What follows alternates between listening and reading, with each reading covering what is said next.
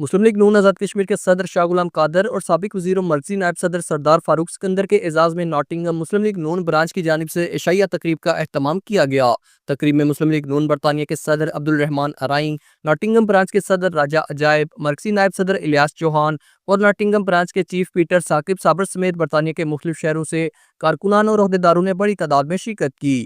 مقررین نے اپنے خطاب میں جماعت کی مضبوطی، اتحاد اور متحرک کردار پر زور دیا۔ بیرون ملک موجود کارکنان کے جذبے کو سراہا۔ بعد ازاں شرکا نے جے کے نیوز کے نمائندے کامران علی سے گفتگو کرتے ہوئے کہا کہ اس طرح کی تقریبات نہ صرف جماعت کو تقویت دیتی ہیں بلکہ اوورسیز کمیونٹی کے درمیان روابط کو بھی مضبوط کرتی ہیں۔ ایک آپ کو کینڈیڈیٹ چاہیے جو ٹکر کا ہو۔ دو پہلوان جب ٹکر کے ہوتے ہیں تو مقابلہ ہوتا ہے۔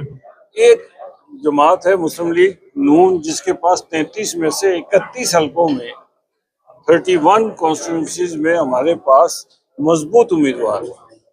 پیپلز پارٹی کے پاس صرف 15 حلقوں میں امیدوار ہیں، باقی ابھی وہ تلاش کر رہے ہیں۔ تو یہ ایک بہت بڑا ڈفرنس ہے۔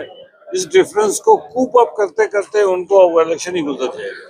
اوورسیز کشمیریوں کے جذبے اور حمایت کو سراہتے ہوئے مسلم لیگ نون کے قائدین نے واضح کیا کہ آئندہ الیکشن میں پارٹی مضبوطی سے ابھرے گی۔ تقریب کے شرکا نے آزاد کشمیر کے ترقیاتی منصوبوں کی جلد تکمیل پر زور دیا۔ کامران علی، جے کے نیوز، ناٹنگھم۔